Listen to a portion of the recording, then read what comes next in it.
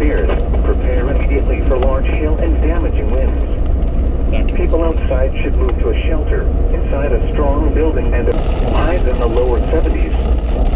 Thursday night, partly cloudy with a 20% chance